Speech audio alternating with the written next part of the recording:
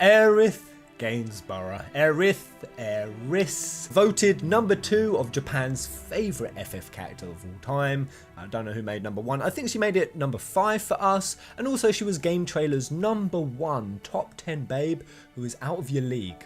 Oh, feels bad, man. So will Square Enix change her fate? Yeah, I'm going there. So I'm going to quickly say before I dive in, spoiler alert. Like really, spoiler alert, if somehow you've spent the last 20 years in a nuclear fallout bunker of some sort and you somehow don't know what happened to this character, leave now. Go, I release you into the meadow, remain innocent and pure. Presuming you're still here, you know what happened. Aerith's death, man, holy crap. I often think about why that was such a striking moment. I don't know if it's because they broke the trope, because they kind of teed her up as the only nice character in this universe, or the only one with a modicum of innocence left. How they broke the princess archetype with her flirtiness and outgoingness. I don't know, I land on many reasons. The significance of the self-sacrifice in summoning Holy. But all I know, because I'm sure the reasons why it struck all of us are different, all I know is the wounds are no less fresh. And I've got a theory coming up even on the Holy aspect next. So theories are back, baby. 2 FF7 theories. This is more a speculation, I guess, a postulation. But a lot of fans are wondering it. Will they change her death in some way? Will they change her fate? And I use this word fate now simply because the Watchman of Fate. This is a new concept that Nomura recently revealed, these black swirly smoggies that are following Aerith around, and the introduction of the term fate, and that this is going to be some new plot element of some sort, that there's some force following it, and just the fact that we know there's going to be countless numbers of new events, that they're going to be really changing the story. Nomura himself has said, the director, he's looking to shock and surprise us, old fans alike, new fans alike, and of course there is no moment more shocking than Aerith's death, but indeed also more iconic. So I know while a lot of people, and I probably, maybe I'm falling into this camp, think there's no way Square Enix are going to change any of Aerith's death. A lot of people, and I don't know if I'm one of them, think the death has to happen the same way. Like the scene, the location, the setting, the way it looks, Sephiroth coming down with the weapon. It's just too iconic a moment in FF7 to even consider changing. And I kind of totally agree, and there's a few places that I think they could still go to make this something shocking and surprising. So whether that's going to be delaying this scene till later, later throughout the episodes, or whether they actually go through with Cloud killing her, just clean decapitates. Too dark? Yeah, too dark. Alright, man, not that one. But I've been really thinking on it, and I do have this niggling suspicion that while they won't change the way she dies, because I think it needs to be a Sephiroth hand, I think that even they ain't got the balls to mix up that formula too much, and I think that it would be a detriment if it was done at anyone else's hand or in any other way. I feel like for what happens towards the end, the weight of her sacrifice, it really carries the significance of the team's motivation throughout the rest of the game. If they were to change that, what would be the motivating driving force that it really was? That thing that just got you, I'm in for you, Genova, I've got... God damn, I'm way too emotionally affected by this game still. It also rounds out the 2 motivations of the main other villains. Not even just the motivations, even just the tragedy of it. Like with Sephiroth thinking he is the only other Cetra. Of course, that's a bit of BS by Genova, who hates the Cetra. And that rounds out Genova's arc. Genova actually getting to kind of do what they wanted, which was to eradicate the Cetra. It actually achieves its goal, but at the catch of fulfilling its own destruction. And in terms of Sephiroth, while I don't think they'd possibly go anywhere down these arcs, there was certainly a lot more of a connection between Sephiroth and Aerith. Even just in the concept leading up to it, even behind the scenes, Aerith is hearing detections of Sephiroth's voice through the planet. Even the maiden that travels through the planet, which was a manga, novella that came out after, even that had a lot of interaction of Sephiroth and Aerith having this proxy war in the live stream. She detects him, and at first, while she doesn't have the confidence to approach him, she detects his malevolence. In the end, she actually does sort of start dominating her willpower in the live stream. She starts learning how to forge herself back together. She deals with all her regrets and personal maladies to become a positive, strong force within the live stream. So much so she even gives redemption to other characters like Avalanche, Jessie, Biggs and Wedge, who can't move on.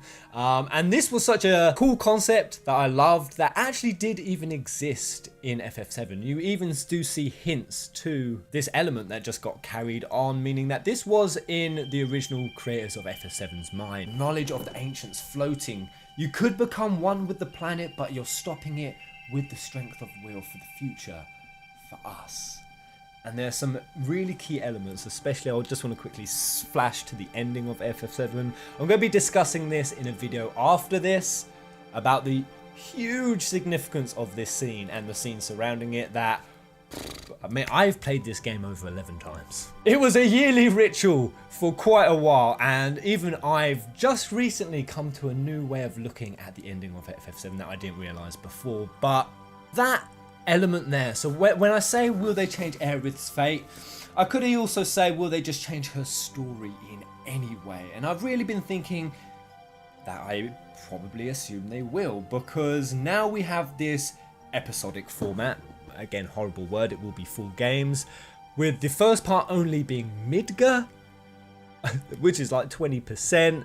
So even leading up to the Aerith's death part, I would assume that would be part 2 based on where it is in the game, and there might even be another 1 or 2 parts after that. Now, regardless of if it's just 1 whole game or 2 whole games, that is a significant amount of time to be absent one of the main characters. I mean, I suppose that doesn't really make much sense. Or it's not a problem for Square, considering we're now going to be massively absent of Yuffie and Vincent for quite a while. But I just got this sense that if in the trailers of Final Fantasy VII Remake, we're already seeing Sephiroth in parts of the game, in visions, in torments in his minds, in hallucinations, where he's not supposed to be, and it looks like he's tormenting with Zack's voice. Like, if they've started mixing it up that much with Sephiroth already, what's the likelihood they're going to be bringing Aerith back in manifestation forms? Or bringing her back into the story either as motivation, similar to, I see what they did with Advent Children, considering this was Nomura's last big piece in the FF7 universe. And they often use plot devices of moments in between life and death, of limbo, in moments of dire straits and motivation. Aerith appears to give Cloud the strength, and no, they have these back and forth dialogues. No, I know with Sephiroth it's a little bit different, because of course it's Jenova and Cloud is infected. Jenova's in his mind, so we'd have to have Aerith coming into the story in a different way. Maybe they won't give a damn about that. Maybe it'll just be through the live stream, but basically any really wacky out there plot devices that haven't been used before. And I think that we've seen already enough in the trailers that they're willing to go there. So with this particular video, because I have no idea any more than you guys, what do you think that they might potentially do? Do you think they're just going to keep it exactly the same? Or do you think they should keep it exactly the same? Do you think they should move her death up? Do you think that Square Enix could be bold enough to tweak it in a way to just keep us, oh damn? Because the thing is, we're going to be so expecting it. There's going to be so much expectation and anticipation when we're going into the Cetra City if it plays out that way. We know what's going to happen. We're going to get to the plinth. We're going to see her. We already know it's going to be too late. Will Square Enix try to do a red herring on us? Could they have the nerve to try for a got ya moment? And if not that, appearing as some sort of manifestation. Now, I've always said what I would love, because while having Aerith appear in that form, some would argue that that would undermine the feeling of FF7, which And I go back to what the original FF7 crew said, what Kitase and Nomura said, which is that we are supposed to feel the emptiness, the loss of her passing, of her absence. We are supposed to feel that pull. And if I got this sense that what some people are speculating that they might bring her in like story elements, would that alleviate that longing, that pain, and that really harrowing sort of pulling, tugging feeling of loss and absence? I think that definitely, no matter what they do with the fate of it or how they shock us with it, or little clever plot devices they might bring in right towards the end, because what I personally would like, and I've always said this, that when we're fighting Sephiroth in the final boss in the Northern Crater, and we're right near to the point of the live stream, if she could appear as a live stream manifestation for one last fight. Oh, I think it'd be great. But you know, that could tie into how they do the ending of FF7, which I definitely foresee some changes. I'm going to be covering in the next video. But at the core of it, what I don't think Nomura and Kitase are going to forget is the reason why Aerith's death was profound and the reason why they made it. For Nomura, he said that he was frustrated with the perennial cliche where the protagonist loves someone very much and so has to sacrifice himself and die in a dramatic fashion to express that love. So Nomura was sick of cliches, and that's prevalent throughout the way that FF7 just reversed cliches on their head.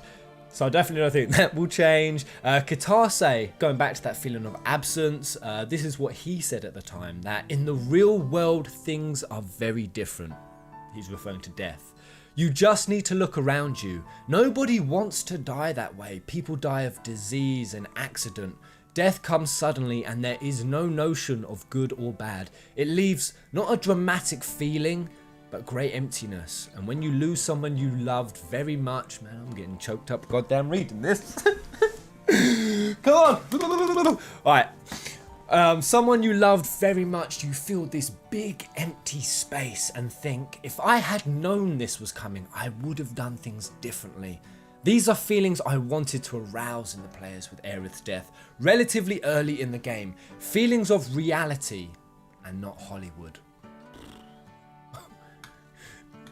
You got too real, Kitase. You got too real. So those are just a few of the comments that have been made by the original team of FF7 surrounding her death, and all of them allude to the gravity of it and the importance and the significance and how it's not something that can be overhauled. So really, do I think Aerith's fate can change as much as some of us I know want to? In fact, after FF7, one of the largest game petitions that had ever come out at the time was the one that Japan launched to bring back Aerith, to revive her. And this Revive Aerith Lives DLC, I've been hearing this all over the place. Will Square Enix release a DLC to bring her back for the price of 99 schmeckies?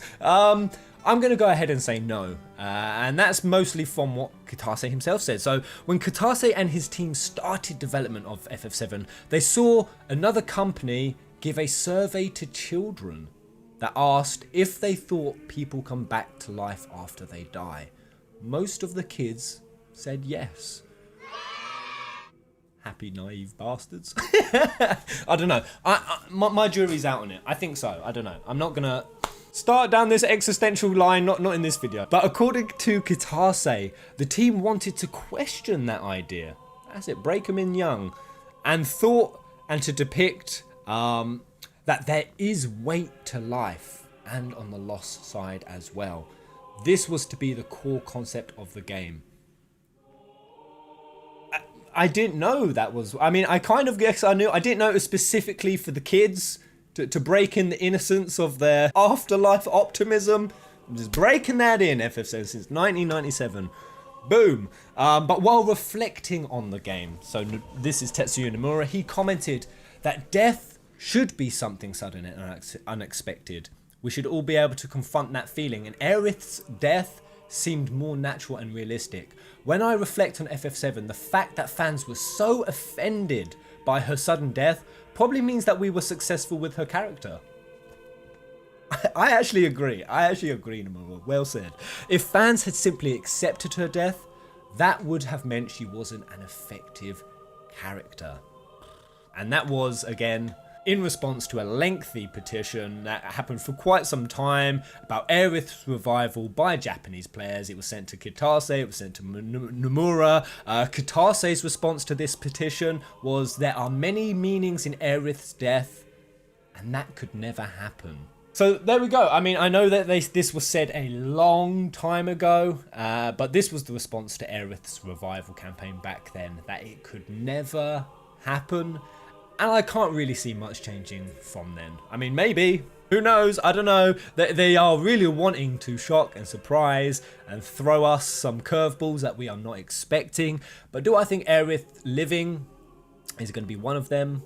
I really don't think so, and I really don't think it should, but would I definitely like the whole scene to play out differently? Oh, hell yeah, and I think it will. One of the things that was really obvious, besides the Aerith death being riddled with inconsistencies, I mean, the scenes were all over the place. 1 minute Sephiroth would have gloves, the next minute he wouldn't, where the head was positioned, and not another. Whether they're going to show like the real impaling through the middle, I don't know. Are Square Enix going to get a bit PC with that? I hope not, but at the same time, who knows? Are they going to have it go through the same position where we can have game theorists come out and say, oh no, it actually went through none of her main organs, she's still alive? Yep, science proves that she's now just a vegetable and that Cloud drowned a vegetable. I don't know, that's dark. That's dark, people. Cloud did not drown a vegetable. I really hope not. God damn. I don't think anything's going to happen, but do we have to consider that? No, originally Aerith was going to die much later in the game. She was actually originally going to die towards the northern crater part, as late on as that. Will they delay it a bit, try to push it up, or will they just explore new things with her death? So like the Maiden Through the Planet stuff, I think I would really like to see that. I would be so happy if the DLC for the remake, because there's going to be some in. If we could see her journey through the live stream and have an Aerith-centric DLC after she's been missing for, at this point, will probably be a game or two game and probably a few years, I think that would be beautiful. I really do. To really get into her mind, into her emotion, to see what she experienced, and to, the whole point of the remake, this reimagining, by the director's own words, is to do things and explore things that we couldn't in the original. And while this, Aerith will and her appearing at the end of the game was all in there, we have a chance now to explore in greater depth, and I think that should all happen after the DLC. It shouldn't happen during. I don't think that they should soften the blow with Aerith appearing and being like, oh, Cloud, good luck on your journey. Maybe she can appear in a really powerful, profound moment when Sephiroth's getting destroyed. But other than that, I think they're going to harrow us out. They are going to hollow out our heart cavities with a marrow scoop. They're going to once again pluck our clean little innocent souls straight out and leave us hanging in the weight of her absence for many, many, many, many hours, if not across a whole year's worth of game break or however long it takes. And I really hope they do, because I want new players to experience that. I want a story, I want an RPG, a JRPG to go back to that level of boldness where it takes out one of its core characters in just an unrelenting, unyielding, uncompassionate, just clear cut. Give those players that feeling and don't make it tropey at all. That was what was so powerful about it, and I really want new players to have to suffer as I have suffered. Because otherwise, what would Aerith be? She'd just kind of be an awkward third wheelie with Tifa and Cloud threesome thing. But that's the thing, even the concept of Zack, are they gonna have some sort of meaning between those two, something more deep and profound? Like, I often wonder how much are they gonna go into the Aerith and Zack relationship. We're all wondering whether they're going to, and I think perhaps there's a good chance they will, but then again, some would argue that that's not even needed. Even in the original, it wasn't even clear that they were a couple. All it was said that was Aerith, when she mentioned Zack, said he was the first guy she liked.